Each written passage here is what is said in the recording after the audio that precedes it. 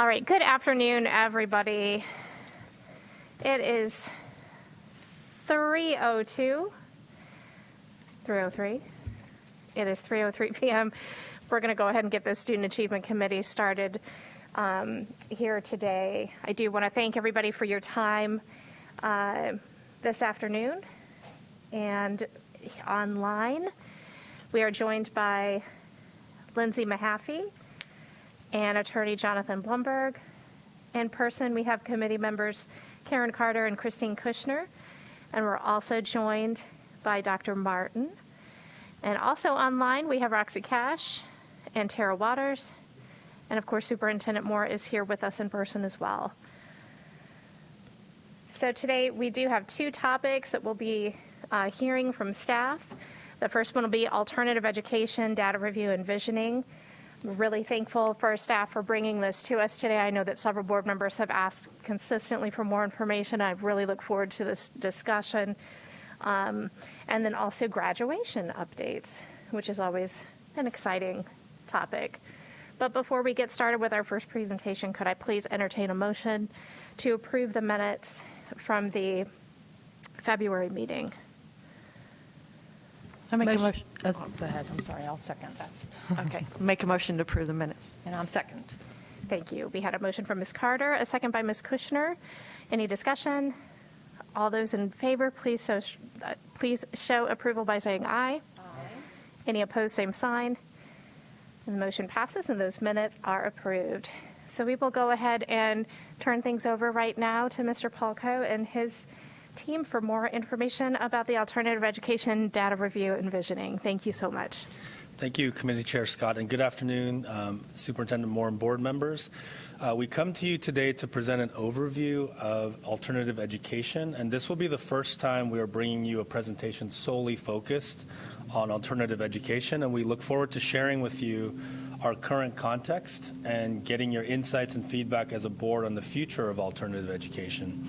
With me here today are Dr. Paul Walker, Senior Director of Student Due Process, and Ken Jorgensen, Director of Alternative Education and Extended Learning Programs.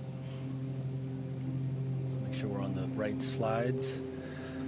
And so if we can go to the next slide. And we have four primary outcomes for this afternoon's presentation. We want to define the alternative education department for you.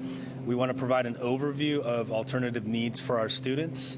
We want to review current alternative programming and its impact, and have a discussion about the areas of need you see within our alternative education programs. And before we get started, we wanted to situate alternative education within academic advancement. As you all may know, the Division of Academic Advancement is composed of three departments: academics, special education services, and student support services. And alternative education falls within student support services and works across student support services and with several teams within the Division of Academic Advancement to support the needs of students. And you've seen this slide before from my colleague Drew Cook, and as we continue our transition from response to recovery from this pandemic, our work with alternative education is part of our larger multi-year transition as a district to continue to find the balance between our focus on pandemic response and our core work in delivering high-quality instruction and meeting the behavioral health needs of our students and staff. Though much of today's presentation is about the current context of alternative education, it will be important for us to keep in mind the ways we can reimagine, redefine, and reinvent our work within alternative education in alignment with the larger strategic work of our district as we continue our transition from response to recovery. And to give you a little more context, this slide here is to situate the alternative education team within the Department of Student Support Services. As you know, our team is comprised of 5 teams that you are probably familiar with. CAS, Counseling and Student Services, works through our counselors, social workers, and school psychologists to support the learning, behavioral, and physical health needs of all students. And our Health and Crisis Prevention Services is our newest team, and they work across the entire district to provide an effective health program for our students, staff, and community. And our Office of Early Learning team provides families high-quality services and supports developmentally appropriate instruction that builds a strong foundation ensuring success for the whole child, focusing on the birth to age 5 groups of our student population. And our student due process team supports students, families, and schools in ensuring that state and federal law, as well as local Board of Education policies involving discipline of students, are compliant. And so for this presentation, we will be zooming in on the work within alternative education. And so with that, I will now pass it over to Mr. Ken Jorgensen, Director of Alternative Education. Thank you, Mr. Coe. And good afternoon, Committee Chair Scott, board members, Superintendent Moore. Alternative education and extended learning programs is a relatively new department in Wake County Schools. The department was reestablished in February 2019 with a new director, data manager, and 2 transition counselors. The department is supported by the Senior Director of Student Due Process. First, I'd like to review the Board of Ed's policy 4305. 4305 states that alternative learning programs or schools are provided as an option for those instances in which a student's behavior management or academic performance needs in the regularly assigned school warrants consideration for alternative interventions. Some of the purposes of an alternative learning program or school are to intervene and address behavior, academics, and attendance issues, reduce the risk that a student will drop out of school, or to preserve a safe and orderly learning environment in the regularly assigned school. One of the main goals of an alternative learning program is to return a student to the regularly assigned school with the skills necessary to succeed in that environment.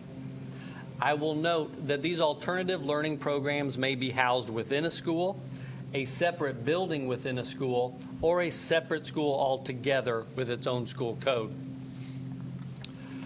Given policy 4305, there are 2 pathways students may get into an alternative program.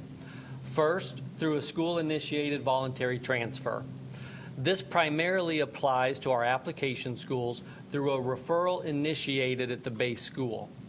The second pathway is through an involuntary transfer or disciplinary reassignment in lieu of a long-term suspension. Both pathways utilize data-based decision-making related to academics and behavior. To provide an overview of our alternative learning schools and programs, we wanted to provide this next slide, organized with our application schools, disciplinary reassignment schools, and our schools focused on special education needs. We think it's important to note that sometimes there is confusion of which schools are identified as alternative schools, programs, and options. In addition to our traditional comprehensive schools and alternative education schools, we also have a variety of school options for students, including Crossroads Flex, college and career academies, and leadership academies. To be clear, these programs are not part of the alternative learning programs within the alternative education umbrella, but exist under our magnet office. Today's presentation will focus on our alternative schools and programs, which Wake County also has a variety of options with separate school settings. Please note on this slide, the number in parentheses after each school indicates the student capacity. In total, the capacity is over 1,500 seats available to students. As you can see, we have application schools that serve a specific profile of at-promise students that are below grade level or at risk of not graduating. The base school begins a referral process through an application with parent support of the referral. Next, we have disciplinary reassignment schools that serve students that have received a disciplinary reassignment in lieu of a long-term suspension. And finally, our special education schools. I'd like to share some details of each program to highlight what is unique and different about these schools from our base comprehensive schools. Both Mount Vernon and River Oaks Middle Schools are identical programs, each supporting students from half of the middle schools in Wake County. Each school has 2 programs on each campus, a regular program and a booster program. The Booster program provides accelerated academic instruction and enrichment to 7th grade students that are overage and off their graduation cohort. These motivated students work in a fast-paced setting to complete 8th grade in a single semester, allowing them to transition to 9th grade on track with their graduation cohort. The smaller setting, with a student-to-teacher ratio of 10-to-1, allows for close monitoring of student progress and greater teacher support. Mary Phillips High School supports students from all high schools and some students transitioning from River Oaks and Mount Vernon Middle School. Our next slide will show Mary Phillips. With their small class sizes, flexible scheduling, reduced course load requirement for graduation, and post-secondary planning allow students to reconnect with their education.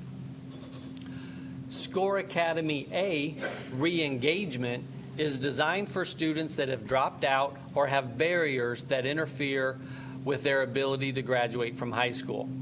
Students must be between 16 and 21 years old and have at least 12 high school credits. There are 3 sites located throughout Wake County that are open 12 months a year and provide options for students to attend until 8 p.m. All students are assigned a graduation coach that monitors and supports their success through graduation. Next are schools for students that have received a disciplinary reassignment in lieu of a long-term suspension. Connections Academy Middle School serves both regular education and special education students.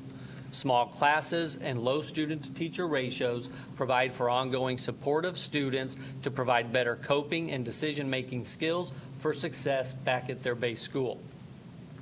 Score Academy B is rooted in restorative practices and serves regular education high school students. In addition to core class offerings and some electives, students are enrolled in a social-emotional learning course aimed at preparing students with skills to be successful upon their return to their base school, including a return-to-base transition plan. Finally, our special education-focused schools receive students through an IEP team decision where it is determined that these schools are best suited to provide the student with instruction and special education services to meet their social and learning needs. Currently, we have the Bridges program that serves elementary students, Longview Middle and High School, and we also have the Infinity program and our evening programs. Evening programs are located at Garner, Sanderson, and Roseville High Schools. Next, I'd like to discuss some alternative options and settings that occur within a school. First, in North Carolina, in-school suspension is defined as a time when students are reassigned to an area apart from the regular classroom for a relatively short period of time. It is important to note all schools have in-school suspension. At times, we think of in-school suspension as a place and not simply documenting time out of the classroom for disciplinary purposes. Many assignments to in-school suspensions are for a single day or only part of the day, though some assignments may last multiple days, and these assignments impact about 1% of our student population. Alternative Learning Centers, ALC, provides a learning environment for students at risk of not achieving academic or behavioral success. It may be used for academic support or credit recovery, behavioral support, or as an in-school option in lieu of an out-of-school suspension. Alternative Learning Centers are available in middle and high schools, where schools are provided with additional months of employment to hire a certified teacher to implement the program. This program impacts about 4% of our student population. Next, we'll share some characteristics of students and their needs, along with data that supports the need for these alternative options. North Carolina's Department of Public Instruction defines alternative learning programs as services for students at risk of truancy, academic failure, behavior problems, and/or dropping out of school. Some of these student characteristics may include below grade level proficiency standards, experiences with abuse, neglect, or other traumas, being retained, disciplinary infractions resulting in suspensions, expulsions, or placement in juvenile justice centers, students that have dropped out of school, have substance abuse or other social and emotional wellness concerns. As alternative education works to serve the needs of all students with unique needs, this, of course, is not a comprehensive listing of student characteristics, as some life situations may warrant consideration for alternative options, such as students that have children of their own, work requirements, or other factors. Within Wake County specifically, there's a group of students with diverse needs and data sources to support that are not finding success within our traditional schools and traditional programming, as evidenced by graduation rates and dropout rates. In 2019, principals were surveyed by Wake County in conjunction with UNC Charlotte, where principals indicated a perceived need for additional seats and options within our alternative programs to serve students that are not being successful at the base schools. It is important to note that since this survey in 2019, our schools, students, and society have been engaging in school during the COVID-19 pandemic. Thus, we believe that the needs highlighted in this survey are now likely amplified. For this presentation, instead of getting into the details of the survey, we want to present high-level themes that we felt were important to bring to the board to note our principals' perceptions of student needs as it pertains to alternative education. The first theme we want to highlight is that a majority of our principals noted there is an increased need for alternative school and program options to meet their students' needs. The second we want to highlight refers to principals wanting more professional learning to understand our alternative school options and the students' needs that each alternative school or program is designed to meet, so that they're able to communicate more clearly to parents and guardians and refer students more appropriately. The third theme we want to highlight is the principal's perception that student anxiety and their emotional well-being were a common challenge that principals wanted to support further through our alternative education schools and programs. As we move forward, and as Mr. Coe previously stated, we're continuing our transition from response to recovery from this pandemic. This work with alternative education is part of our larger multi-year transition as a district to continue to find the balance between our focus on pandemic response and our core work in delivering high-quality instruction and meeting the behavioral health needs of our students and staff. We're working on ways we can reimagine, redefine, and reinvent our work within alternative education in alignment with the larger strategic work of our district to continue our transition from response to recovery. At this time, I'll pass it back to Mr. Coe. Thank you, Ken. And so, as Ken noted, as we transition from this response to recovery and reimagining and reinventing, we felt the following next steps will support our work to reimagine alternative education. And so, as part of our next steps, we will be bringing together a WCPSS collaborative team to develop a 5-year plan for alternative education programs.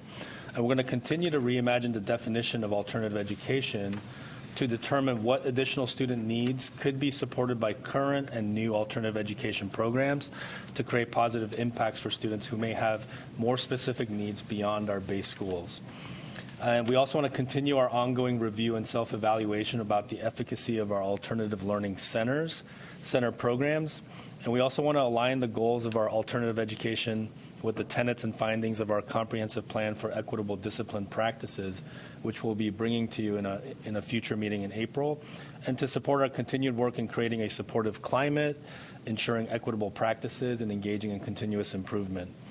And as part of the process for questions and dialogue at the close of this presentation, we wanted to reiterate that our presentation today is a beginning step in how we approach the reimagining, redefining, and reinventing of alternative education with the input of our school board. And as we move into questions and dialogue, We would love to hear your insights on the needs you see as board members for students who may be better supported through our alternative education programs.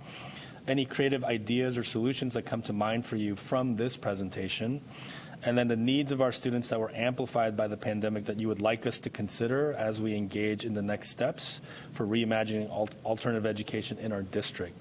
So with those prompts, we will now pause for questions and dialogue. Thank you so much, Mr. Cohen, Mr. Jorgensen, and Dr. Walker for all the information that you provided with this presentation.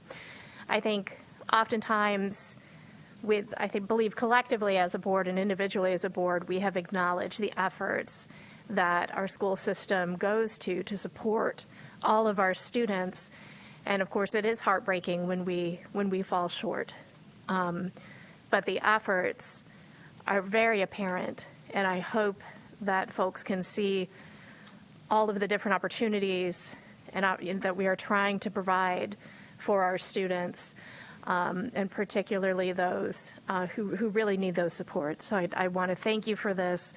I don't always have the greatest memory in the world, but this might be the first time me as a board member who's just been serving since 2018, but seeing this and this type of put all of these different programs that we offer in this presentation. So I greatly appreciate that information.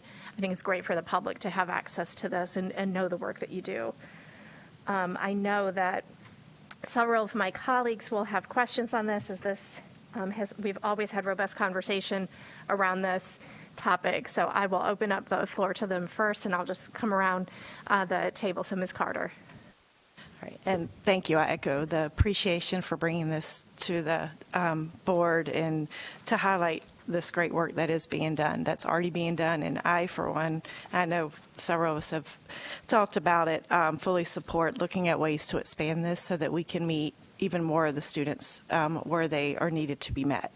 Because I know, and I know you had said any feedback, and I know I heard time and time again about students who had, when we were fully remote and there was no in-person for particularly the high schoolers, who completely disengaged, and they were working and supporting their families. And they might be super close to graduating, but when you're looking at the option of continuing to support your family versus going back to school and giving that piece up because the hours don't work, right? And so for me, I would like to, just if you're asking, more options around the county, not just in particular areas, but I feel like it's all over, I know I'm shooting for the stars, but as many options as available for alternative hours and different, not necessarily for those who are assigned, because I know there's the evening programs that exist already, but those are for ones that it's involuntary, I believe. I think I got that right. But this is more for those so that they can continue and finish their high school education and with the plans of graduating versus having to completely disengage and not getting that back. And the other piece, I think, too, and I know that was part of what the feedback from the principals was, so that school staff knows how to communicate this and enough about the programs to communicate it, because I've heard that as well as a concern in families leaving because, especially around, I've just heard a lot about engagement issues or struggling and not feeling like the traditional, I'm saying traditional by meaning, your regular high school and what the expectations are and the hours and the course load might not necessarily be meeting their child's needs and looking for different ways to still graduate and stay on track. And another big area is those who have had struggles and made decisions that, are against our policy, and looking at ways to keep them engaged in the education process so that we are not cutting that off. Because to me, that's concerning, because if we cut them off from that education piece, what are we leaving them open to? And I understand there needs to be consequences and we need to keep folks safe. I'm not saying, that shouldn't be in existence, but I also feel that we need to give students educational opportunities, continue to give them those so that they have that path that is still open to them. And I'll be quick, just two more things. Do we have any initial information about the enrollment numbers, if they've increased, decreased this year compared to prior years? In some of these programs, particularly, I've heard by visiting some that they felt like early on their numbers were a little higher, but do we know? Or can we get that information? Yeah, we have our application school and disciplinary reassignment enrollment numbers. Just prior to the pandemic, we were working on filling seats and ensuring those schools were at capacity, and we got just over 1,000 students into our alternative programs. Since the pandemic, that has dipped down. When we went remote, of course, there was less of a need, or at least pathways into those options. And now as we've come out of it, it took a little bit for schools to get to know students, to understand their needs. A lot of our schools are, thank you. A lot of the schools are school-initiated referrals, so they needed to get to learn the students. So our application school principals have also shared it was difficult to get a lot of referrals during the pandemic, but now that we've been back in school, we're working to increase that capacity once again. Okay.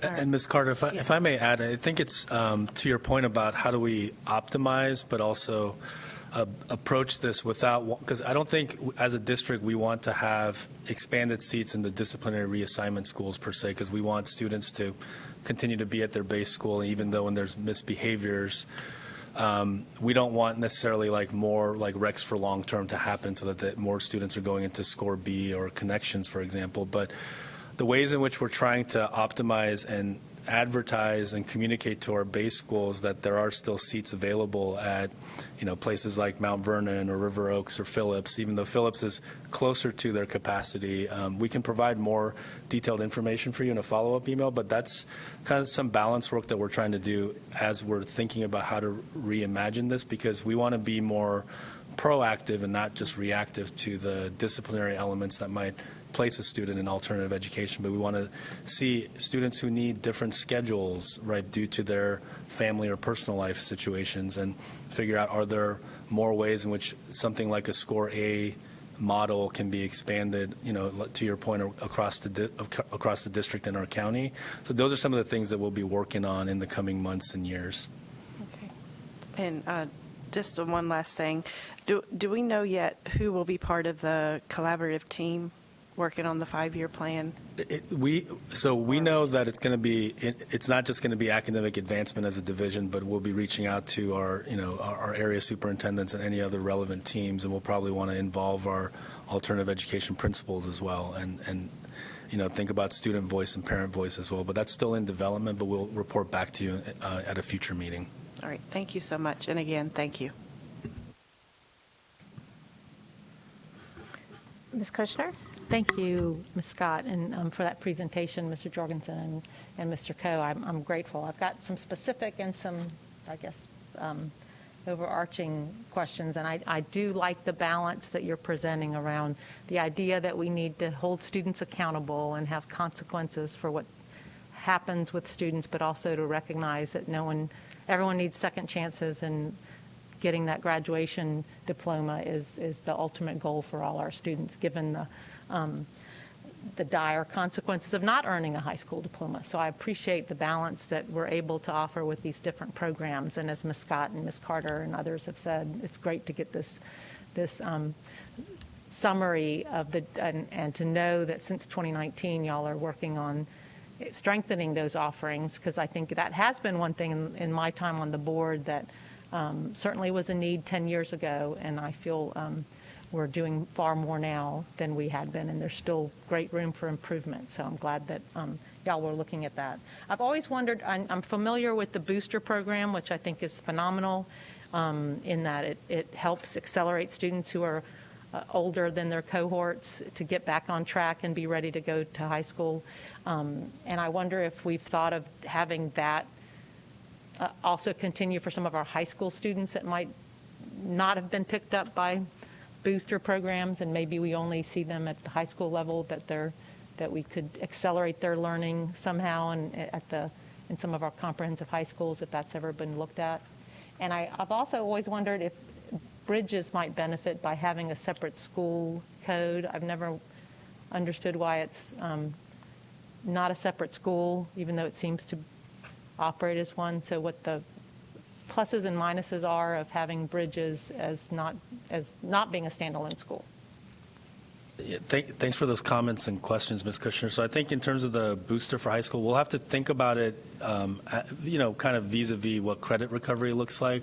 Because at the high school level, when students are in ninth grade and say they're short a few credits, they will have summer plans with their counselors to make sure that they're taking summer school as needed to be able to get back on track for the following subsequent years so that they can graduate. Yeah, that's true. And credit recovery might serve that exact same purpose. That Yeah. makes sense to me. Thank you. And then in terms of Bridges as a separate school, I think that's going to be some conversations we'll have to have about like capacity and with facilities and see what the long-term vision for both Bridges and Mount Vernon look like. Because I imagine the capacity of both schools will be a factor in whether they become separate campuses or not. Right, okay. And that's below my line, so I trust y'all's judgment on all that. But I've always wondered about that, so I wanted to raise it. And they do great work, because I think it's, particularly for our elementary level, to have a specialized program like that has been critical, I think, for so many kids. And I think I appreciated that you highlighted, Mr. Jorgensen, the impact of the pandemic, and that one bullet where you talk about student anxiety and emotional needs that have been not only highlighted in the past, but certainly came to the forefront during this pandemic. Because I think so many of our students in a trauma-informed system, we need to recognize that they come to us with a lot of the social traumas that are happening in our community, and we still need to get them across that stage at the end of K-12 life. So thank you for highlighting that. And I especially appreciate the focus on addiction recovery. So many of our students need support through that. So thank you for looking at that. And I hope that becomes part of the 5-year plan to further examine options for schools. And I think that I jotted down so many notes, as well as the highlight of having students return to their base school, because so many of our students just need a bit of a respite to get back on track. So I like that as the overall theme. Thank you. If I could add just a couple of additional pieces, there are a lot more options, really, and opportunities once you get to high school.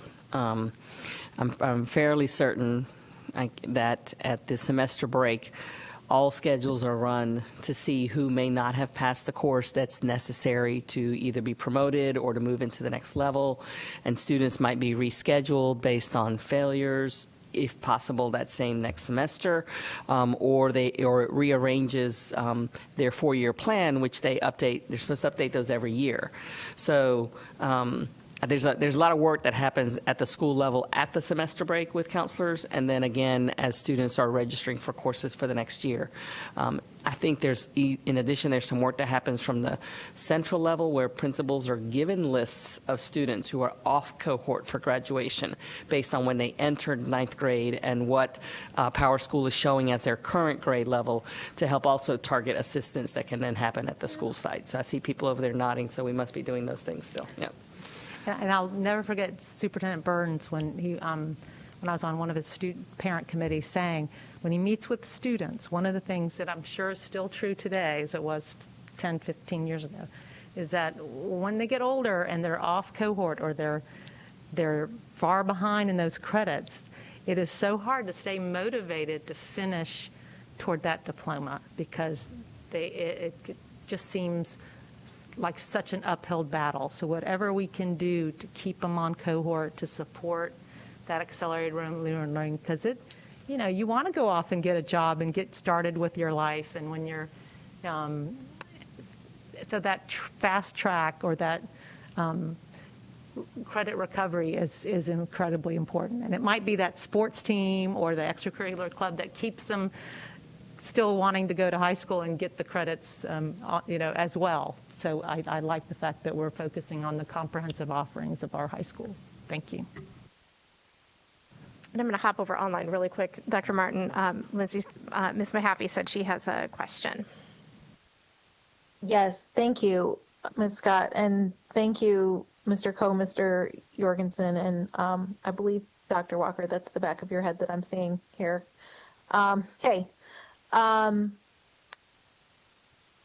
we know that there are many things that go into a student taking care of a student before an alternative placement is offered, like Mary Phillips. What are the supports that we offer when a student returns to their base school? Thanks, Ms. Mahaffey, for that question.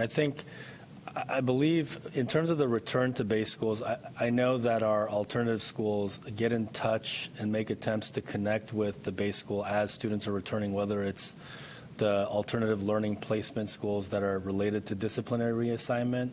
And I think, can you speak to maybe how Mount Vernon, River Oaks, and Mary Phillips might help a student get back into a base school if that's the direction that they're headed? Yeah. So you heard in the presentation that SCORE B always has a back-to-base transition plan to support those students in communication with the base school on what was learned while at SCORE B and what has been successful.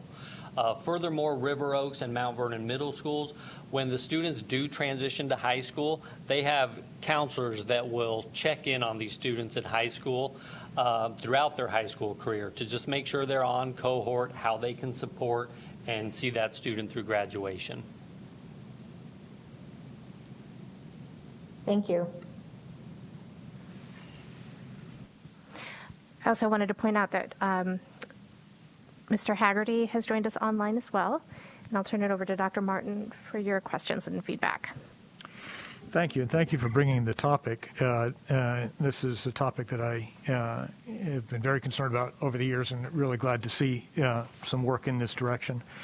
So many questions and things we could talk about. I'm glad to see that you're looking at a longer-term plan, a strategic plan related to alternative education. Let me just focus on a couple of questions, starting with maybe the simpler and moving to the more complex. First of all, I'm fairly familiar with most of the programs. The one I'm familiar with least is the Infinity. The Infinity being computer-based instruction. How is Infinity different than SCORE? Is the difference primarily the Infinity's focused on special education and SCORE is more broad than that? Or how would you characterize the difference between SCORE and Infinity? So, not being a part of the special education department, I'd probably defer to them for the expertise answer. But I think you've summed it up well, that we know that SCORE serves our regular ed students that have received an in lieu of long-term suspension, disciplinary reassignment. And Infinity at times, based upon that IEP team decision, is an appropriate place for those students' needs to be met as well. Let me defer to the expert on that. And we have Ms. McKenna coming up. Thank you for the question. Infinity is an in-person program. Students do complete some of the classes through online methods, but it is an in-person program with different hours. We partner with an agency to provide some services there so that we're addressing both the social, emotional, and the academic needs. Okay, thank you. A question that I have routinely been bringing up, and I'm still interested in it, is the effectiveness of our ALCs and our ISS. I appreciate your statement that sort of the goal is of a lot of these programs is how do we effectively reincorporate into the regular classroom, the regular base school. I know in a lot of the due process hearings that we, as a board members, as we see them, we sort of look at the record and often hang our heads. because it seems like there's so much that could have and should have been addressed earlier.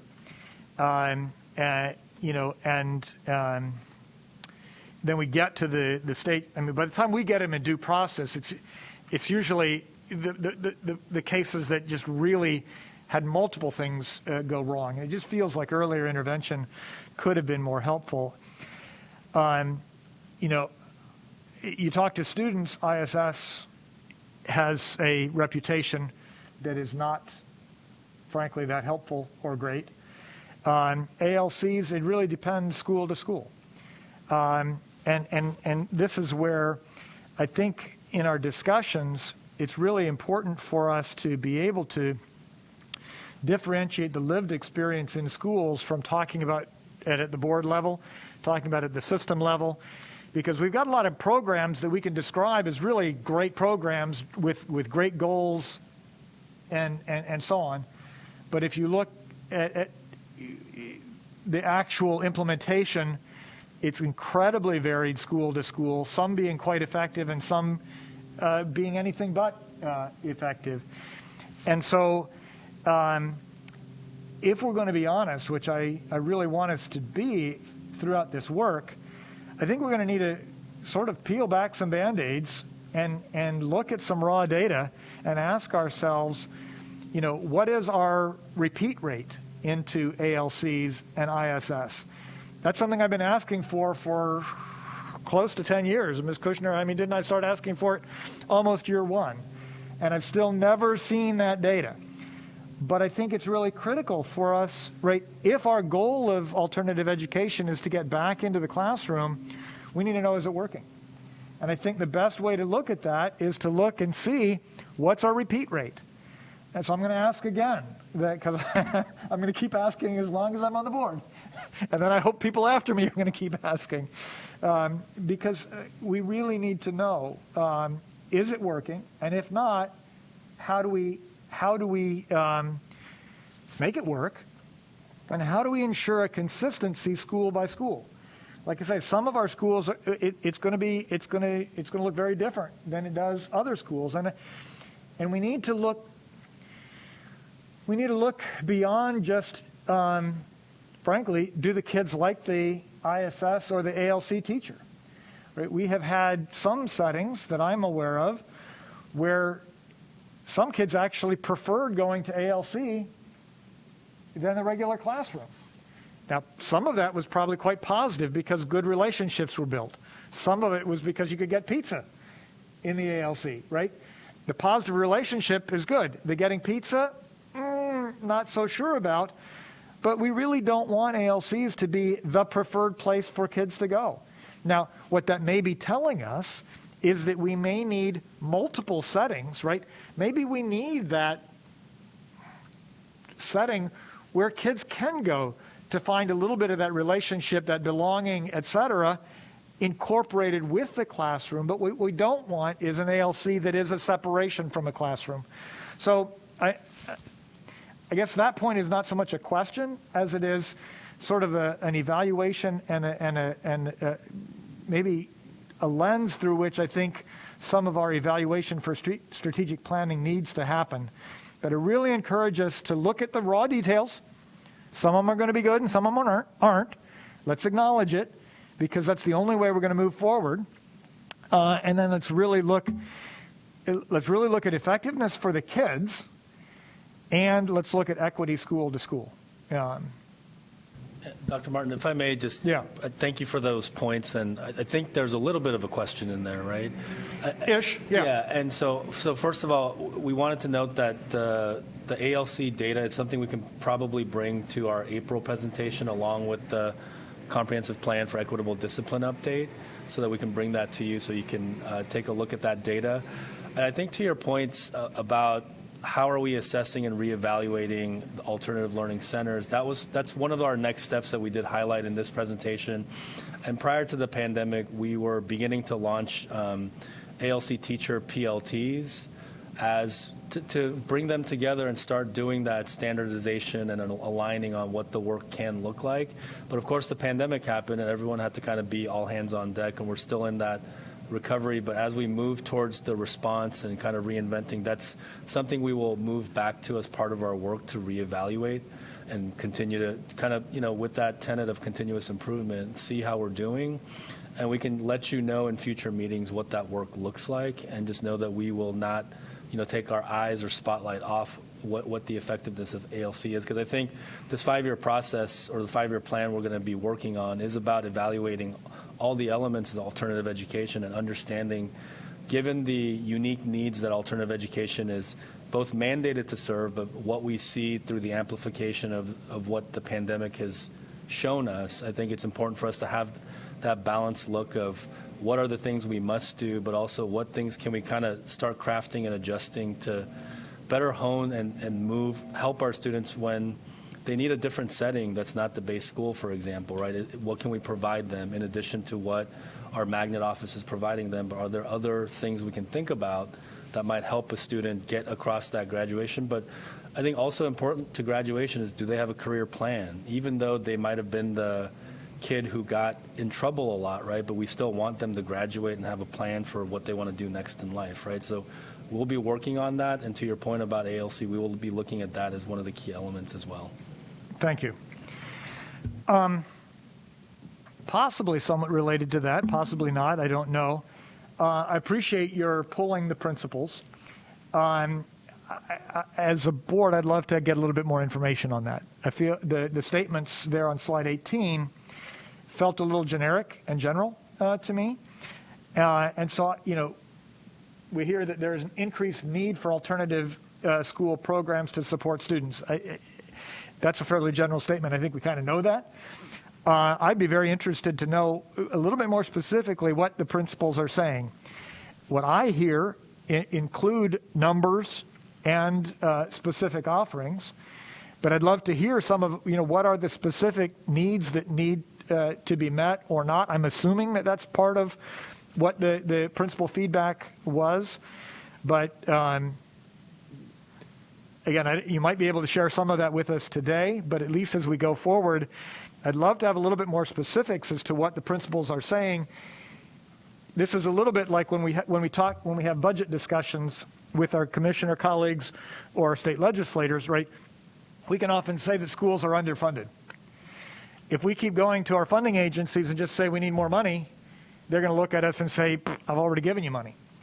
But if we lay out the needs, which I think is what we've tried to do, for example, in the 5-year plan, which is why I'm glad you're working on a 5-year plan, we say, look, we need more nurses and counselors in our schools. We need to get our M&O up to a standard. We need, if we can outline some specifics, we're much more likely to, I think, turn them into reality than if we just say that we have needs. So, again, I don't know if you have any input now or whether this would be better at a future meeting, but I'd really love to know a little bit more of the detail of what you're hearing from the principals. Yes, Dr. Martin. And so it's another one of those things we had planned at a Student Achievement Committee back before the pandemic, and we're going to bring it to you with our colleagues at DRNA. But given that we have the reports and more detailed data, we thought because that can be a whole separate session in Student Achievement Committee, we wanted to keep our lens focused today on alternative education. But we can bring those more detailed data and numbers and just principals' perception at a future meeting as well. Okay, thank you. I'll look forward to that information because, again, we want strategic planning to actually be a strategic and a plan. Too often times, strategic planning can be somewhat neither. Finally, let me just ask, and I've touched on it, we've touched on it. A challenge that routinely surrounds alternative education is it's too often reactionary instead of proactive. I think that more often than not, we see alternative education as part of a disciplinary response, as it needs to be. But as I somewhat brought up with the due process issues, I think there's a lot of discipline that could be prevented, disciplinary problems that could be prevented, if we had a little bit more of a proactive approach to our alternative education. And I've heard that in what you're talking about, and so I want to reinforce that. But so I guess a question that I have going forward, and this, again, it's a big question that needs to be part of the strategic planning. That's more than necessarily can be answered right here. But how do we create programs that, have a positive perspective to alternative education, that don't carry quite the stigma? Ms. Carter noted we need them more regionally. I completely agree, right? We really need at least 4 regional alternative high schools, for example.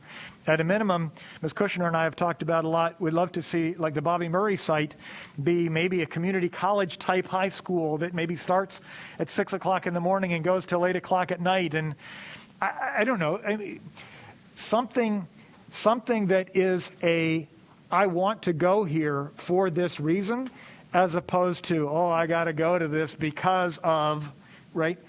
And maybe related to that, how do we get that information to families and students? Right now, when you look, I think particularly at Mary Phillips. I love the Mary Phillips graduations. I love going to Mary Phillips and watching what's going on in a lot of those classrooms. There is some really rich education. There's lives that are transformed at that school. But the external perception is that I did something wrong to get to Mary Phillips. I don't feel that when I go to Mary Phillips, but that is the external perception. So how do we start changing that external perception? And it may be partly numbers, right? We have so few seats available that we can't really advertise it. And so maybe it's kind of a triage, and so we're just using it for where we have the biggest challenges. I don't know. But this is what I'd love us to think about. How do we be more proactive? How do we communicate it so that the alternative education is not I did something bad, therefore I'm here, but, I need a different type of setting. And we've got some of that more with our early colleges, but when I talk to a lot of families, and as it should be, right, the early colleges have a pretty high admission bar. There are a lot of students who need a different setting, the smaller class size, maybe the more hands-on learning, that aren't necessarily on that pre-college track. That doesn't mean that they couldn't be there, but they're sure not there now. So how do we create some of those positive alternatives, early college maybe like alternatives, for the kids who aren't necessarily college bound? Right? We really put this college label onto everything, but we need that kind of an alternative that's not just with the college label on it, or the college standard. And I have to be really cautious here, because too often our alternative education becomes, a lesser than. The place to put the bad kids, the struggling kids, the kids who are never going to make it. And that all of a sudden stigmatizes a non-success. And that's not what we're talking about. But what we need, I feel, is we need the positive, the opportunity creating environments that we give in our early colleges, but maybe that are broader than the early college standard. So again, I'm throwing out a lot of ideas. I'm throwing out a lot of, this is some of my angst around the alternative education. I think we've got great opportunities to do some things differently, and I think it will transform a lot of lives. And I think the more we do it, the stronger those programs are going to become. And frankly, I think we have an opportunity to be a national model. So again, somewhat comment, somewhat question, but how do we be more proactive instead of reactive? How do we change? We have to have the discipline component, right? Because there are plenty of times where a kid just really can't go back to this setting. It's not safe for the kid or the environment, right? So that needs to be a part of our alternative education. But I think there's just so much we could do at the front side of it, and really meet some needs throughout the county that aren't currently being met. Yeah, and Dr. Martin, I appreciate your points, and just know that I think as we look at this future work, we are aligned with you about what's both the proactive ways in which we can approach alternative education and balance that out with the have-tos that are mandated by statute and policy as well. And I think as a district, we have to figure out that balancing act of how to do that proactive work without maybe potentially infringing on the enrollment needs of our early colleges or more, other innovative programs that are application-based, but as you said, have a higher bar for admission. And I think, I come from Oakland Unified, for example, and they had alternative education programs that were, CTE themed, for example, for both students who were disciplinarily reassigned or just needed a different setting beyond the comprehensive high school. And so those are some thoughts and ideas we can entertain, but I think it's important for us because we are a large district that serves many constituents that we're not trying to do a either or, but a both and approach in the way we approach alternative education going forward. And like you said, it doesn't have to be that we always want to have graduation on the table, college as an option, but also what does it look like if we have the emphasis more on certifications that allow kids to go into an industry after graduating, right? Or partnerships with Wake Tech or junior colleges that bring possibility so that a student, because part of alternative education is students sometimes need second chances from a disciplinary reassignment, but other times it's like this larger setting is not working for me, so is there another setting that can help me get through high school? Or it might be life circumstance. If you look at our Score A program, our team there does a great job of scouring our district through contacts of students maybe we don't know if they've dropped out or not, or we don't know where they've gone to. And every year, Jody Hines and her team seeks out students and says, okay, we have, and tries to touch base with them and say, hey, we have this program for 16 to 21-year-olds. And that's why the SCORE graduations are so meaningful, is because those are comeback stories for students who maybe had a rough patch for a variety of different reasons. So we have a program in existence that's like that, but what happens if we amplify that for more needs? So just know that we're in alignment with you, Dr. Martin, and we'll keep that in mind as we proceed in this work. Again, absolutely. And again, so thankful that this work is going on. I just think there's huge opportunities here to transform lives. Thank you. And I also think that when, Dr. Martin, you were mentioning what is the biggest barrier in promoting this and how we can encourage students to not look at this as a bad thing and to not have a negative connection from our community. I think this is also an opportunity where we look to partnerships within municipalities and chambers who often have student leadership teams and leadership training, and to encourage them that there are many leaders in training at those schools as well, and to perhaps make sure that they're reaching out to some of our alternative schools when they're promoting that. And that's just one of those fierce conversations we have to have sometimes with our municipal leaders to help them change the dialogue and the emotions and sometimes false information that's out there. I had just a few questions before we move on to our next topic.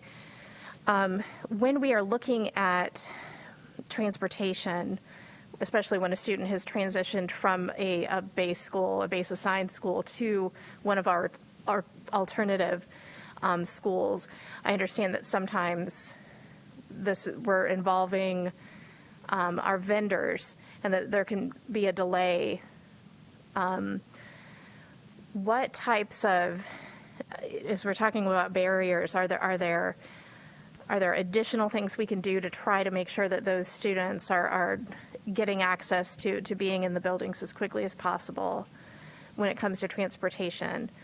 I know that I'm asking this. I had a student actually email me this year and tried to help look into that and have that resolved. And some of the feedback I got was that this is an issue, a concern that actually takes place with many students, unfortunately, and understanding that this is not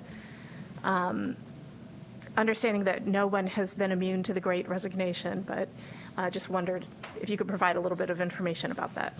Yes, it's a good question, and one that we've heard from the alternative school principals as well, that at times transportation is a limiting factor in getting a student to the appropriate program.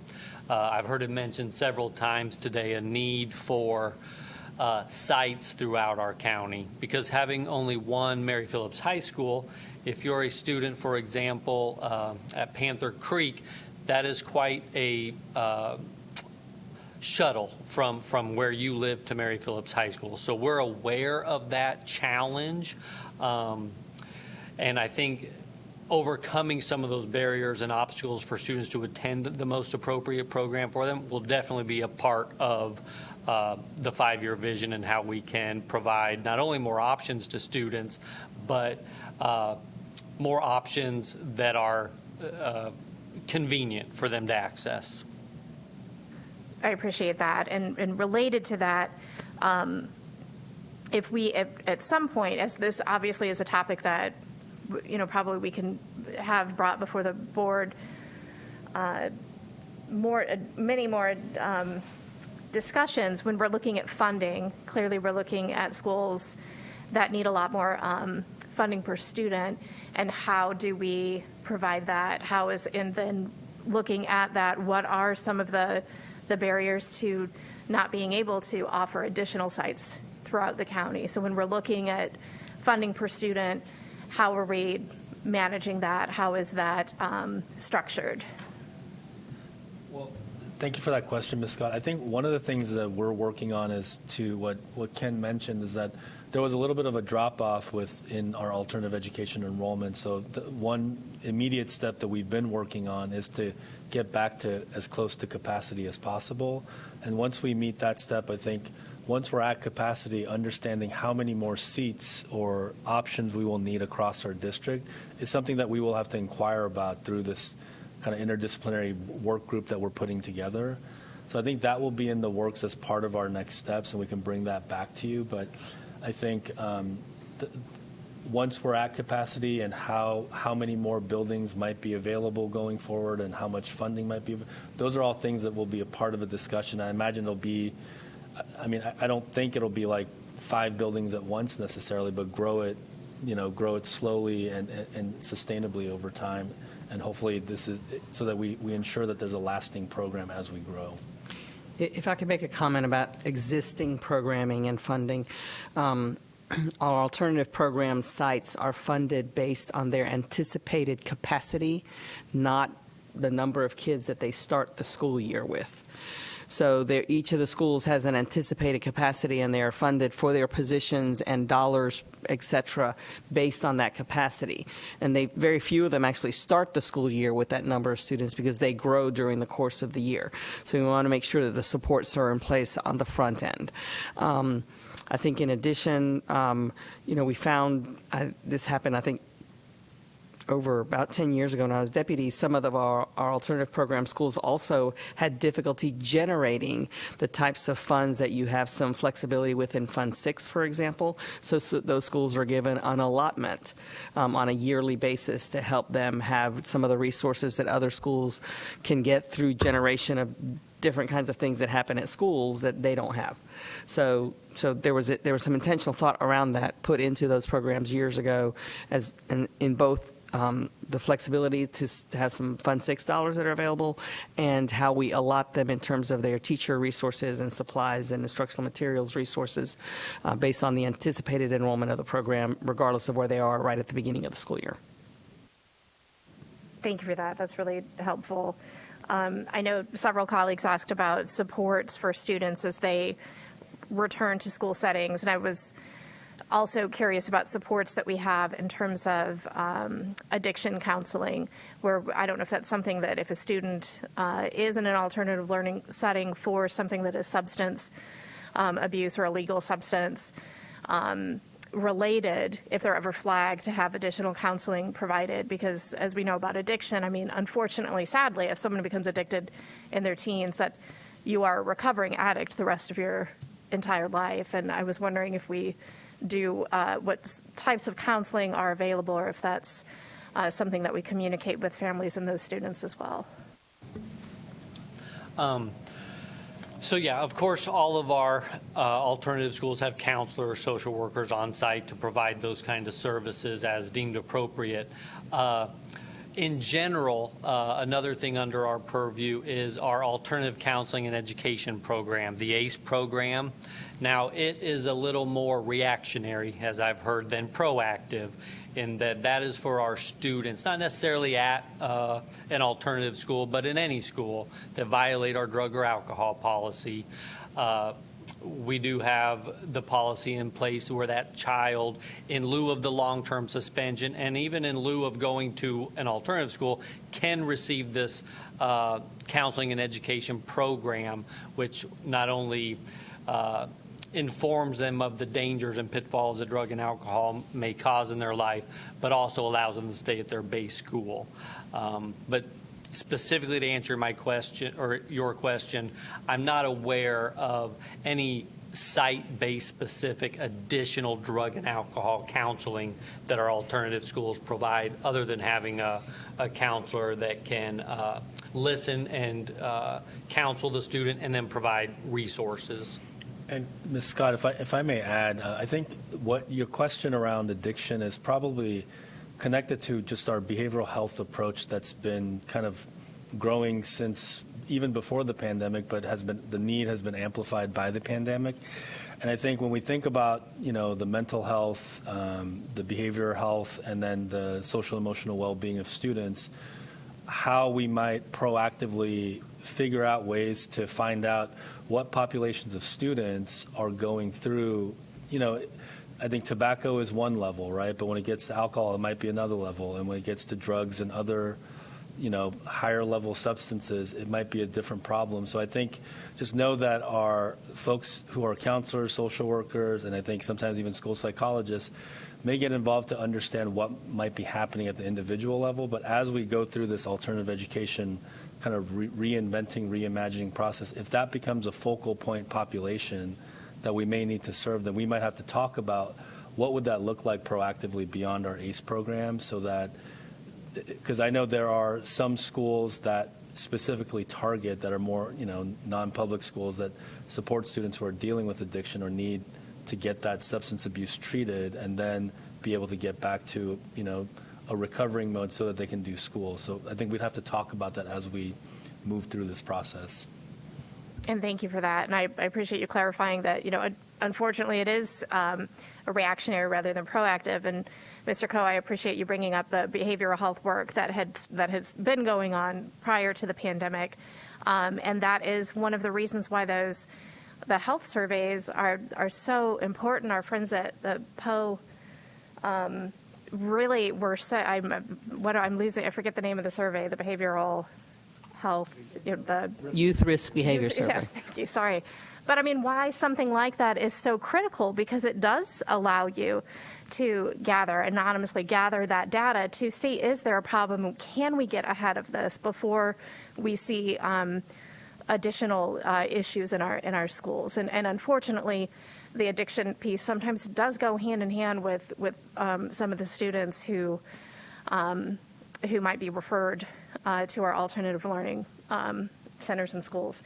So I appreciate that, and I hope that we can somehow educate our public that this is not a snooping on children thing, that it really is about supporting our students and also getting access to the funding to provide information for people to understand how risky some of these things are and get ahead of that before our students end up in situations that will, as I said earlier, impact them the rest of their lives. The last question I had is about childcare. This is something I'd asked about, and I know, again, as we're looking at the Great Resignation and understanding that childcare is difficult right now, but for some of our students who are also young mothers, I know once upon a time, I think Mary Phillips used to have childcare at their school. This is something I would love to see if we can start offering. I know that the childcare that is available through Wake County, that the social workers do a great job of trying to connect students to get on those waiting lists, but it can be so long. And so when we're looking at students, that's all, already putting them at risk for not graduating, if they do become a parent before graduating, if that's something that we can look to providing again, or work with our county to try to fast track students who are mothers, so that they can have childcare during school hours. Thanks, Ms. Scott. I think that's another population that has come up in just our interaction as we're developing this. It's a unique population. Maybe, it's akin to our students who have work schedules that almost prevent them from having a regular school day, but same thing with our students who are mothers or parents. I think that's another population we'll have to look at and figure out ways we can, sustainably fund those needs, over time. Thank you. Thank you so much, my colleagues, for just outstanding questions and feedback. I really greatly appreciate the information that you shared with us today. I know this is an ongoing discussion, and some of the information that we'll be hearing in April also will be part of this overall discussion that will keep happening. So thank you so much.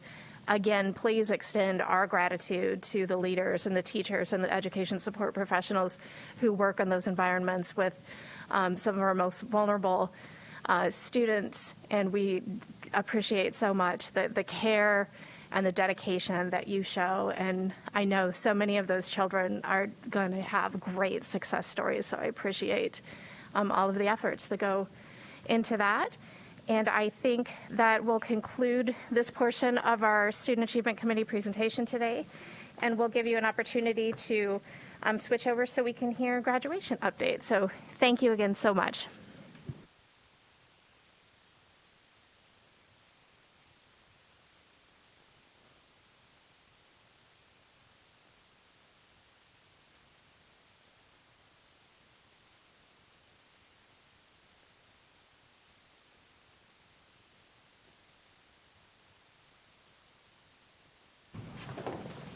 Good afternoon. Good afternoon. So, Committee Chair Scott, Superintendent Moore, members of the board, it is my pleasure to be with you today to share some updates around graduation. Not only the event itself, but also the work that many within our district are doing to ensure that our students are having a successful conclusion to their pre-K-12 journey here in the Wake County Public School System. As we begin today and take a look at our desired outcomes, I want to note we're going to begin our discussion with looking at some efforts that are being made to support ninth graders in having a strong and successful start to their high school journey. We know that successful first year is a strong indicator of long-term success during their pathway in high school. And Ms. Kushner, as you mentioned earlier, graduation is our ultimate goal. But we're also going to take a part of this presentation to acknowledge that getting to the graduation line itself is not sufficient. We often look at proficiency and credit accumulation as key data points, and they are. But we're also going to recognize and acknowledge today that our hopes and dreams for our students, and more importantly, the hopes and dreams that they have for themselves, are much higher than simply making it to the graduation line. So it's our hope that students have waiting for them on the other side of the graduation stage opportunities that they are passionate about and that they have built the skills to make the most of. And today we're going to take a quick moment to highlight some ways that our Career and Technical Education Program, or CTE program, is doing that to help students to find their passions and build some amazing skills that shape their post-high school plans. And finally, we're going to take a look at the graduation ceremony itself and some of the efforts around those final push strategies to be sure that all of our seniors possible end up in that graduation line. On this next slide, we do want to make an intentional connection with a recent presentation made by Dr. McMillan and Mr. Cook around our cohort graduation rate, and it's staying above 90% in the most recent years. This is a central point of focus for our district in the most recent strategic plan, and it remains a key metric. As this presentation, we hope, will illustrate, there are many efforts and details and people and passions beyond that chart and graph that are important as we talk about graduation. After all, graduation is not simply a celebration. It is hundreds of celebrations happening in close succession to each other. It is an opportunity to acknowledge both the pathway and the accomplishments that have led to graduation, as well as the excitement about what, again, awaits them on the other side of that graduation stage. So as I mentioned, we're going to start with really taking a look at the supports around ninth grade success. Often we know that building a strong foundation and that strong first experience in high school is so very critical to having a strong progression and strong experience where we accomplish what we want to for our students. So as a district, and I'm going to acknowledge I'm starting on the far side of my slide and not the first slide part, the danger of making your slide before your talking points. But as a district, we've engaged in a number of efforts that we're really excited about this year related to how we're supporting ninth grade success. The first listed on the slide is this year we have engaged for the first time in a really organized effort at a district level around high school data days. This has been a really exciting event where administrators, counselors, interventionists, teachers from high schools have come together. We've looked at data around where were our schools prior to the pandemic, where are we now? We've done this at the end of first quarter and the semester, and schools have really had an opportunity to do several things. One, to just dive into their data, talk about what's working and what's not. To our conversation about ALCs earlier, take a look at that data, respond to it, and most importantly, to have others at other schools around them right at the next table to be able to share successes, but ask questions and share best practices and successes. And high schools have shared that has been beneficial to them. Our summer learning efforts have also paid off going into the ninth grade process this year as we worked over the summer with many of our ninth graders at a variety of campuses to orient them to the campus, to individuals who would be excellent resources, to introduce them to supports related to literacy or math, but also just to be sure that they felt confident, supported, and cared about as they began their high school journey. And finally, we have worked this spring in a really fun effort to establish ninth grade leader professional learning networks across the district. So with this, high schools have identified those core individuals within their buildings that are really working towards ninth grade successes. And they've come together a number of times this spring to talk about what's working, what are their celebrations, what are they struggling with, how are they doing that. Most recently, they got together to talk about scheduling strategies for ninth graders and orientation strategies for ninth graders. And again, we know often the most successful strategies are going to be the ones that our leaders who are in our building are finding through their work with our students. Our schools have also done an amazing job this year to support success of ninth graders. High schools do continue to operate freshman orientation sessions even during the pandemic to be sure that those freshmen come in having a good sense of their school and how they can be successful. This is focused not only on knowing the school, but also how do we get our freshmen involved and connected with a variety of activities, be they athletics or arts or clubs or robotics or all of those variety of things that our high schools do that often are the things that keep them coming back every day and pushing to grow more. Orientation doesn't end with the students. Many of our high schools are doing orientation practices with parents, from family engagement efforts that are happening quarterly to even several of our schools that are having feeder pattern math teachers, for example, visit the middle school teachers, visit the high school classrooms, and vice versa, to be sure that academically we're bridging that gap and making sure that it's something where our students will be successful. Our schools are engaged in strategic scheduling of ninth graders through Freshman Academy, utilizing freshman seminars and homeroom structures to build some of that capacity with their freshmen, and in some cases just simply organizing their teachers on hallways where teachers have an easier effort to collaborate around the success of their students. Schools are also engaging in peer tutoring, where students are taking an active role in preparing for the success of their peers and their classmates.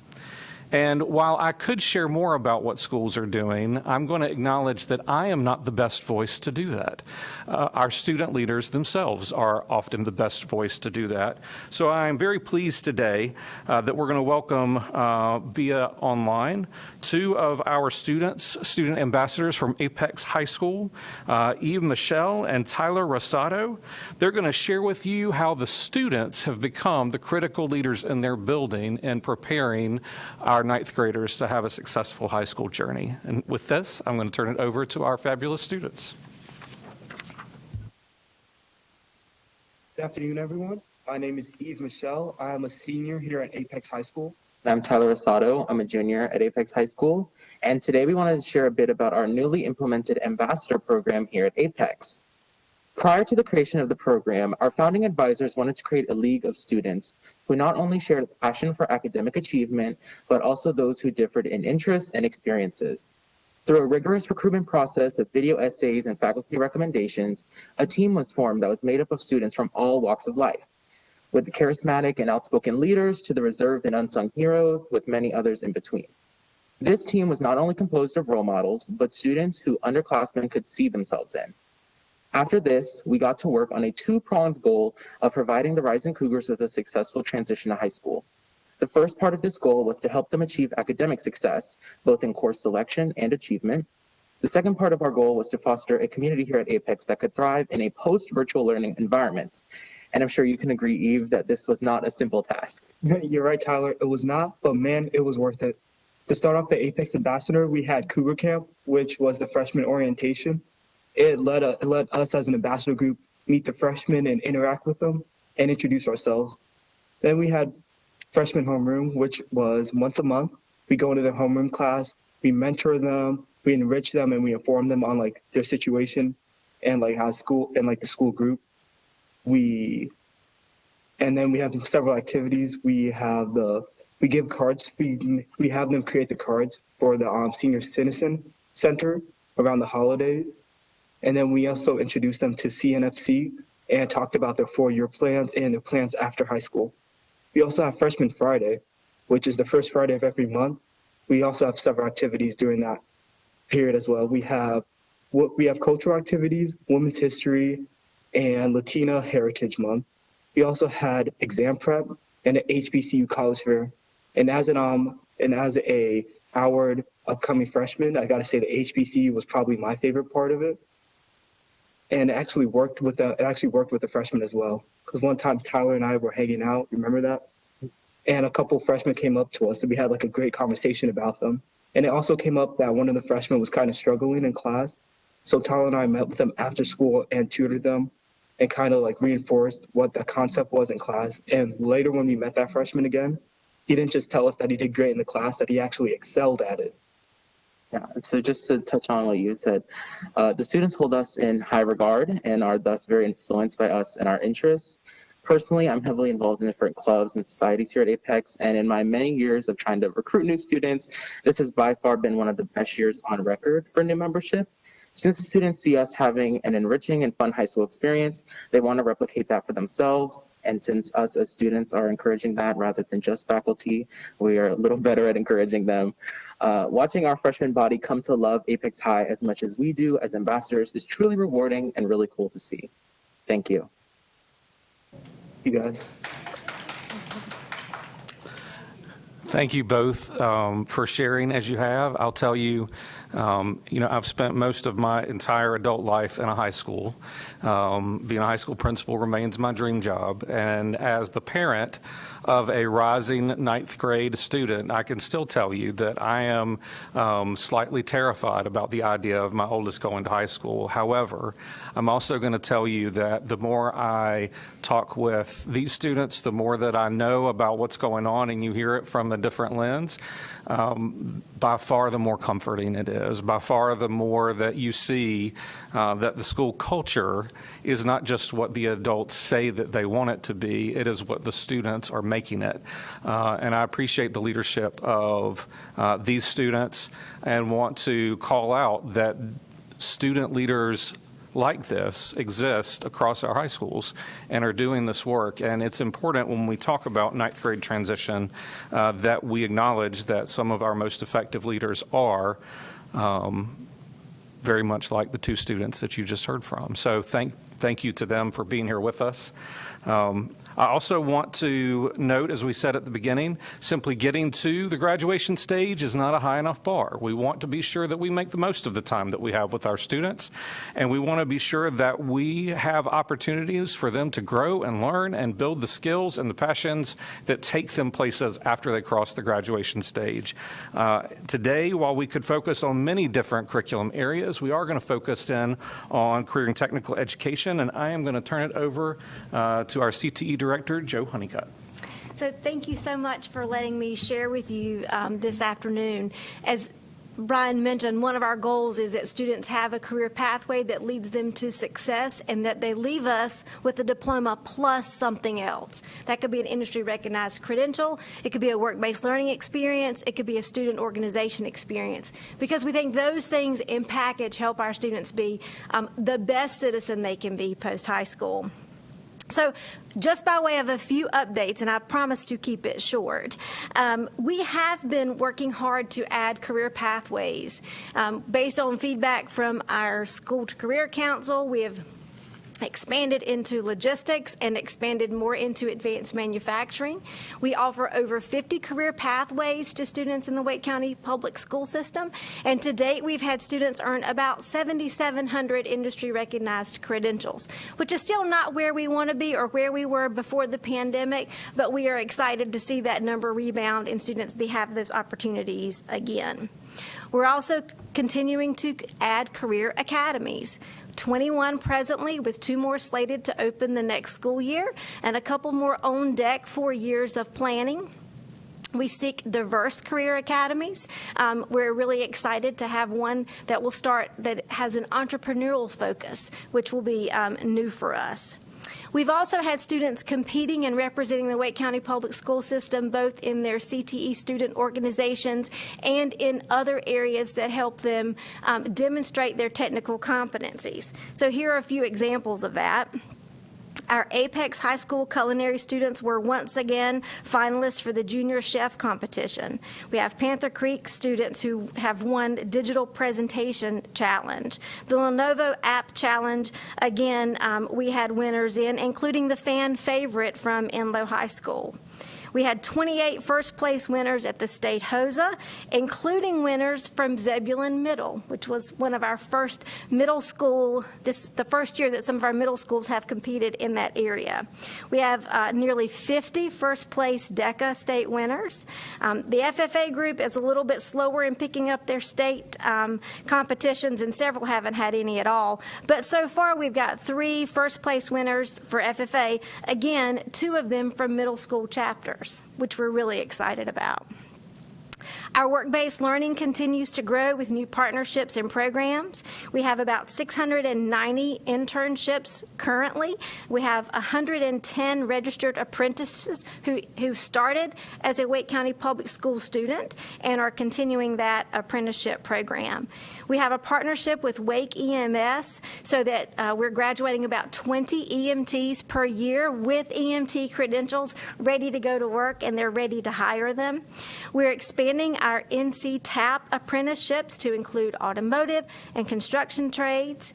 And when we can't have work-based learning in person, we figured out how to do it virtually better than we did before the pandemic. So we have instituted programs like Virtual Career Connections, which are industry fairs. Our health science career advisory team did a health science symposium a couple of weeks ago that was virtual, which was outstanding. While in-person is good, one of the benefits of the virtual activities is that it does expand access to students and places that may not be able to be there in person for various reasons. And I know many of you participated in one of our really exciting work-based learning opportunities just last week with the SHED event out at Cary High School. I think that probably is the epitome of work-based learning, where we have business folks who mentor students throughout the school year, and they come on that day and they demonstrate what they know and are able to do. So we're really proud of all of the students who participated. We have at least 12 who signed up for jobs during or after that event. So clearly you see, again, in that really quick snapshot that we're trying to add the plus to the high school experience in lots of different ways. This summer, we're going to offer several programs that we believe align with that mission that we have during the school year, with credential boot camps, a partnership with Wake Ed Partnership for a Career Accelerator program that will give immersion activities for students, Design Blitz, Builder's Bridge that focuses on residential and commercial construction as career paths, ACE Mentor program that you may be familiar with that happens during the school year, but a compacted program for summer, District C, Teamship around local business problem solving. And then we're going to try a Red Hat Academy for students as well. We're excited about all of those opportunities. We think it represents the diverse nature of the CTE programming in the district and also the in-demand occupations and sectors in our area. So thank you, Joanne. And just to note, Joanne, I believe, will be back with you soon to provide much more detail about our CTE program. However, we did want to highlight the CTE program this week. I think recently you heard from Freddie Lee about arts, and we could have chosen any number of other programs, but we really did want to highlight when we talk about graduation updates that even during the times of the pandemic, the broad variety of opportunities that are represented in that walk across the graduation stage, the ability to extend and enrich the educational experience. And so I appreciate Joanne sharing a number of those things. It is often those experiences like the ones that Joanne mentioned that allow students or connect students to keep coming back and keep pushing themselves and to persevere even when they have struggles and challenges. And because certainly graduation is not solely a matter of academics, there is a strong connection with counseling and student services. And so this time I'm going to invite Crystal to share some of the final push strategies and things that we're doing to help our seniors be sure that they are crossing the stage with us in May and in June. Thank you, Brian. Good evening, everyone. Like Mr. Pittman mentioned, it takes a collaborative effort, and certainly counseling and student services has a strong partnership with our friends in academics as we do support schools that are supporting students through that final push to get to graduation. So a few bullets that we're just going to cover today. Monitoring the cohort graduation rate. So there is certainly a technical aspect to this process, and Superintendent Moore referenced that earlier. But she also referenced that much of this work is student-centered, and indeed it is. Counselors, administrators, and school-based support teams are working with students and families to ensure that students are on track to meet their graduation requirements through four-year planning, student-centered scheduling, and reviewing those four-year plans at each semester to ensure that students are remaining on track. While we do have some students who graduate early, our focus is on preparing for an on-time graduation for all students, which, as you know, means that they are graduating 4 years from their 9th grade entry date. And so that's where that monitoring comes in to ensure that we are assisting students in staying on track for that, both from the technical aspect and also from the personal aspect. We also follow proactive measures to mitigate the impact of factors outside of the student's control. And right now it's more important than ever, but that's always been something that we've considered as we help students prepare for that on-time graduation. So this includes providing academic, social, and emotional support to students, as well as helping them prepare for their post-secondary plans, whether that be college or career.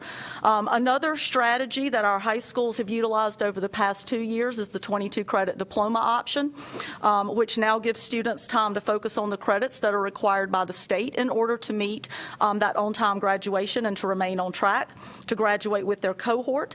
This has been particularly beneficial for some of our students whose circumstances, both in school and outside of school, have been disrupted by the impact of the pandemic. So we have found that some of our students are experiencing great success with that option.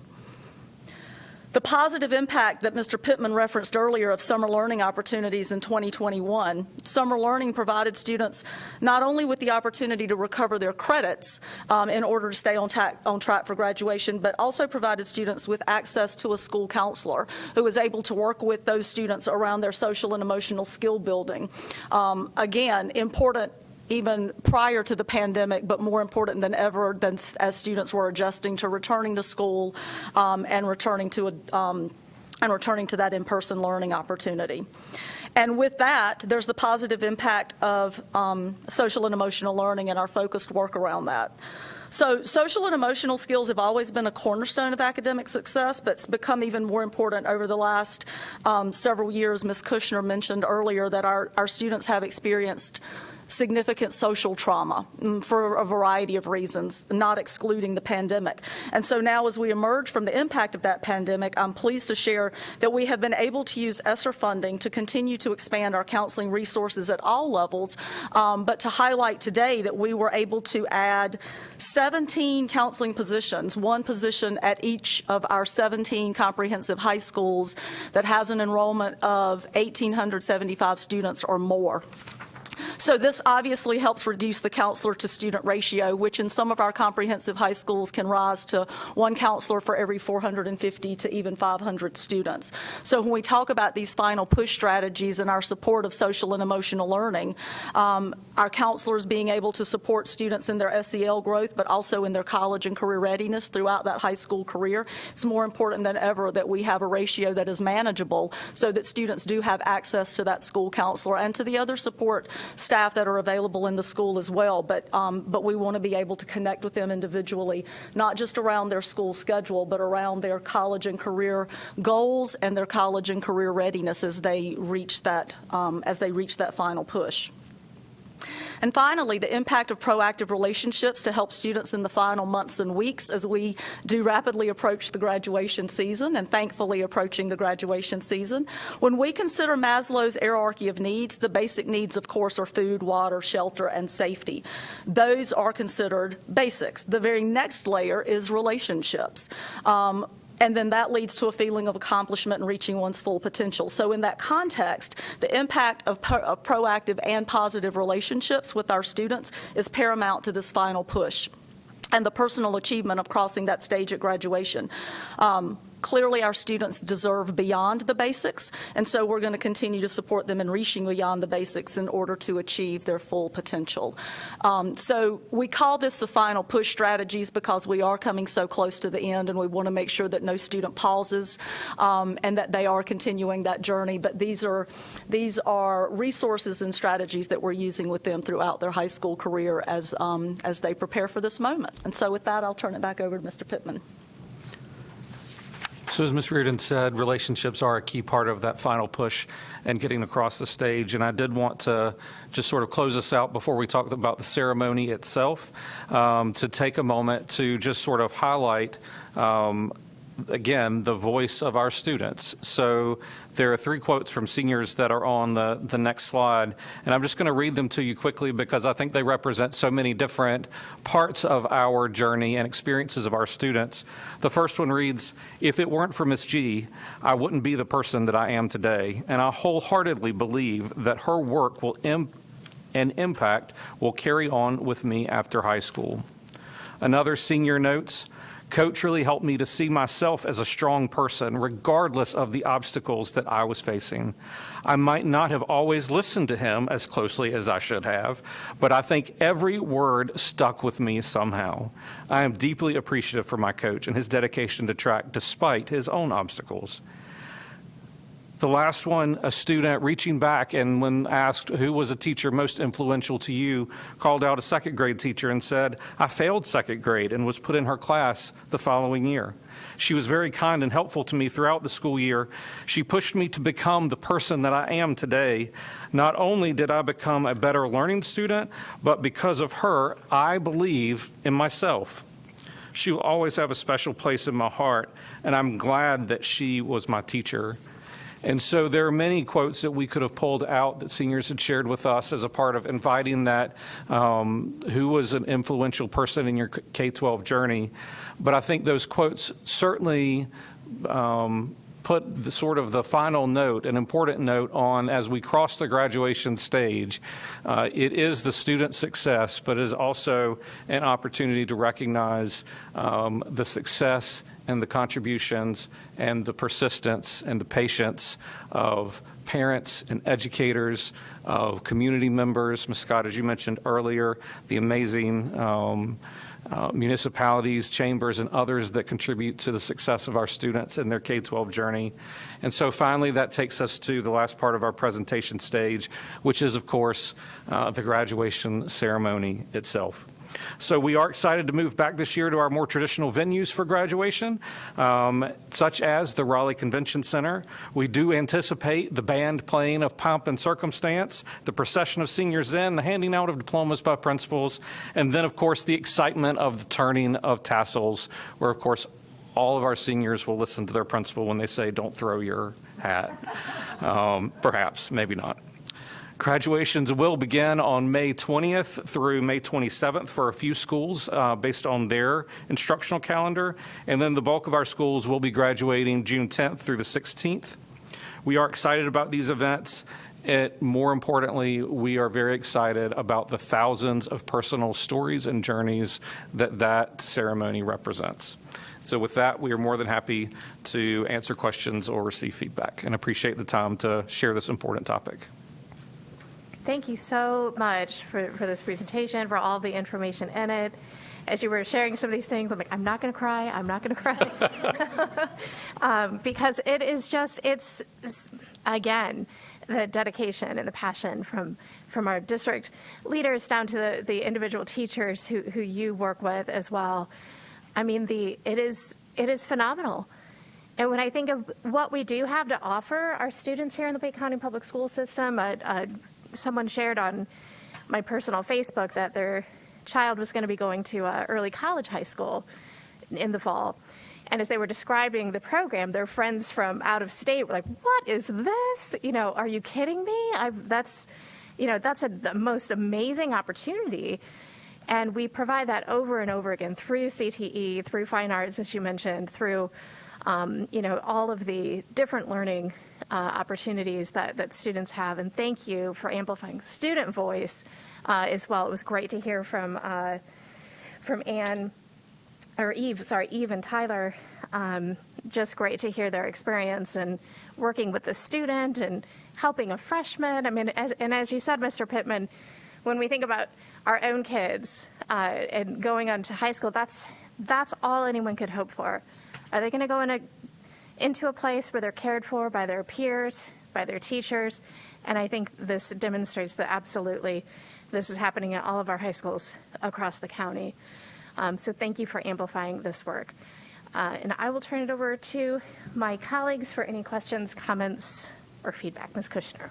Thank you, Ms. Scott, and thank you for that presentation. And we have to take time to thank all of our staff and the families for the last few years during the pandemic for the innovative graduations that we've had, and to acknowledge that this class of 2022 has had 3 of their 4 years in high school impacted by the pandemic. So they truly need to be celebrated, and I am excited that they'll get a full-on graduation schedule. And I'm glad to see Reynolds on there. I think it's are we looking at Reynolds, and this is a technical question, I guess, are we looking at Reynolds as given that the seating is easier for parents? One of the feedback, I love graduations. I mean, everyone's happy. Either they're happy to get out of high school or parents are, I mean, it's just such a joyful experience. So, and I think Reynolds has better seating than the convention center. Nothing against the convention center, but I've just heard from parents how difficult it is to attend at the convention center sometime with the scale of our graduations. Are we looking for Reynolds to be perhaps are you able to tell me, can we do that long term? We may have to. The convention center is getting harder to get. Mm-hmm. And I think that's going to continue to be an issue for us moving forward in terms of when dates are available. For the convention center, we really are sort of a community service. I mean, we pay for the use of it, but there are a lot of other things that can use the convention center that will yield a greater windfall for the community in terms of the purpose of the Raleigh Visitors Convention Center Bureau people. State, now that they have air conditioning, correct, Reynolds, that has been a critical factor. Really changed the landscape from when we used it for a few years when the current convention center was being built and was a sweat box. So yes, we are continuing to look at those options moving forward. I think we're going to have to look at additional options moving forward. We may have to revisit whether or not some of our schools want to permanently move to things at their school site location, which might make it easier for schools and make it more difficult for the dignitaries that have to attend, but that's not who the graduation is Correct. for anyway, I think right? those priorities And so- are appropriate. Right, that's not, and so, but yeah, we were happy to get them on our schedule. We'd love to see what we could work out longer term and how it works out, but I think we're going to be forced to, just because of the size of our schools that are graduating and the number of folks that attend. So, And I think it's given what we have experienced in the last 2 years and 2 cycles, let's think through what might work best going forward. And having brought in a District 6, it is really deep to have students graduate in that gym because they have the capacity. So it's and I know for those competitive principals, it's a sore subject, but for the CAPS, it's really a wonderful celebration. So I hope we are looking at those alternatives and the air-conditioned Reynolds Coliseum. So I'm thrilled to see the schedule, and I'll be there. So, and thank you for underscoring the need, Ms. Reardon, that we did put money into our counseling positions. Now more than ever, our students need that support. So thank you so much. Thank you for that. Ms. Mahaffey has a question online. And if any of my other online colleagues have a question, please just go ahead and unmute after Ms. Mahaffey asks hers. Thank you so much, Ms. Scott, and thank you to our panelists. It's always exciting to see what our CTA kids are doing. The shed competition, always amazing. I think Dr. Martin got more firsthand experience than the rest of us.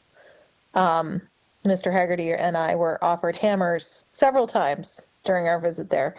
And so appreciate the fact that we're able to get more counselors into our high schools and have that vigilant look at making sure our kids are on track to graduate. I really want to thank our Apex ambassadors for being here today. And Mr. Pittman, you had said that this program is happening at other schools. Do we know how many of our comprehensive high schools, or is this a pilot? So I think that I would underscore that student leaders are participating in how we support ninth grade success at our other comprehensive high schools. I would say, or I would predict that our Apex students would certainly say that their program is unique and probably most wonderful. But again, high schools are often competitive at many things. I do think if we were to ask any high school, they could talk about how student leaders are participating and joining in and leading that. But I imagine it would be different at each school, which is part of what makes it wonderful. Thank you for clarifying that, Mr. Pittman. I appreciate it.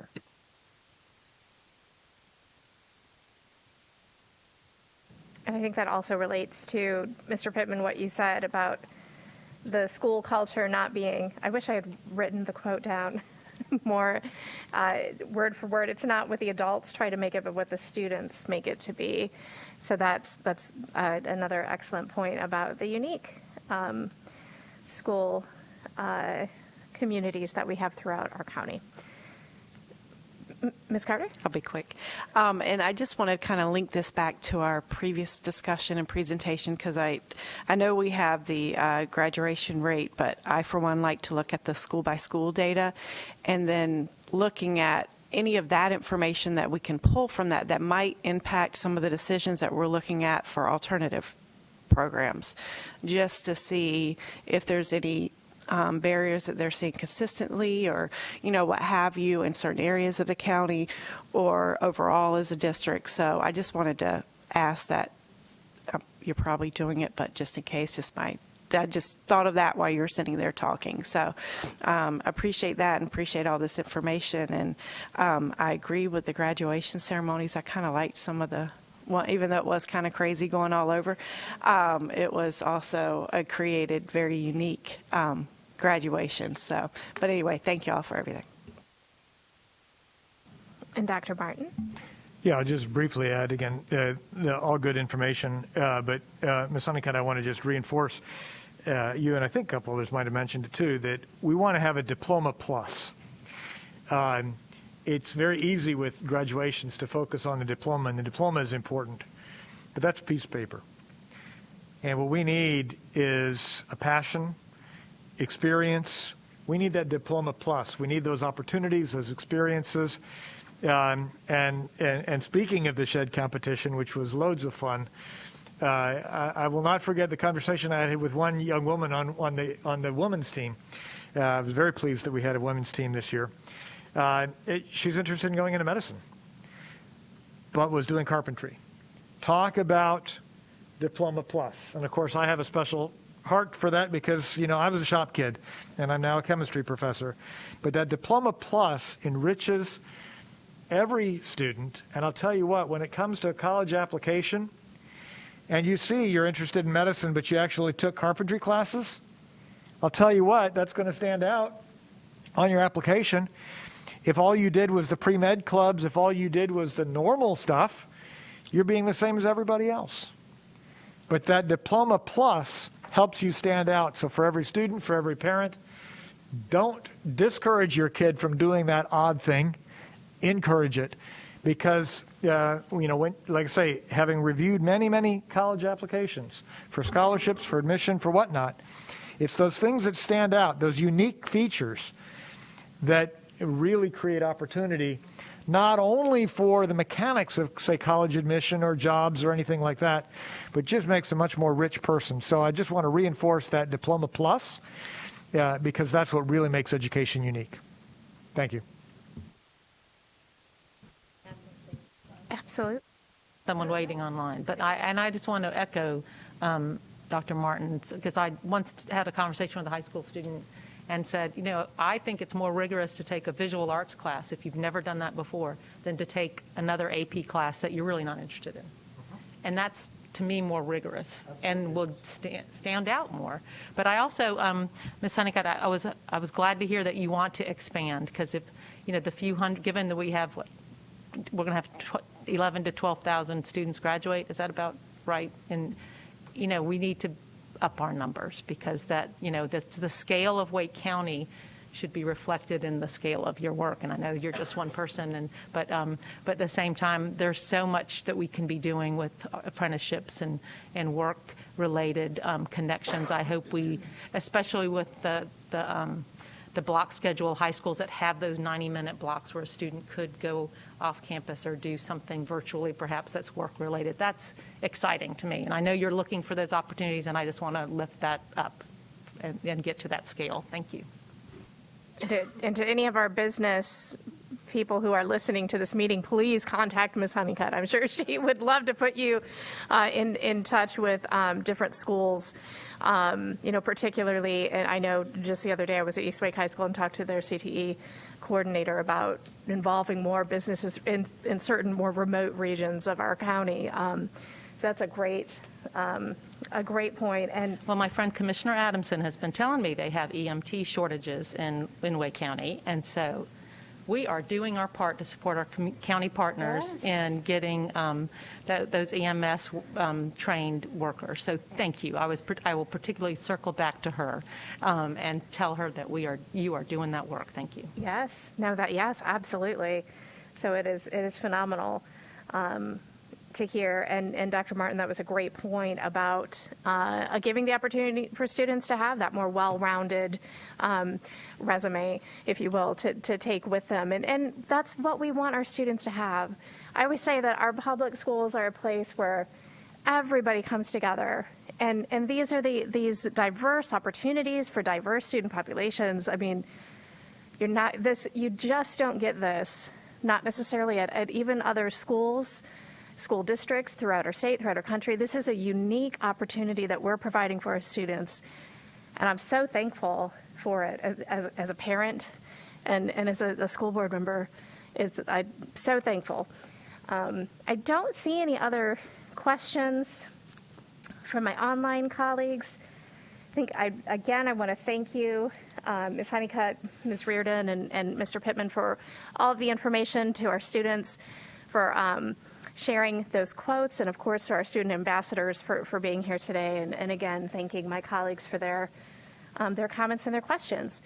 So we have our next meeting on April 20th. So that's hopefully all board members received the change in schedule again for April. Thank you to Ms. Allen for, again, writing a new calendar for us. But that was to accommodate some of our board members who are traveling with the Greater Raleigh Chamber. And it will be prior to policy on the same day. Is that right, Ms. Kushner? Yes. Thank you Okay. for coordinating that, Yeah, Ms. well, Scott. and I'm thank you grateful. for doing that as well. So we are going to adjourn right on time today. Again, thank you to everyone, and thank you to all the staff who helped put on this meeting, whether live streaming, to Ms. Allen for doing the, or Merrill rather, for organizing all of the WebEx things, and thank you to everyone. And we will go ahead and adjourn our meeting today at 4:57. Thank you.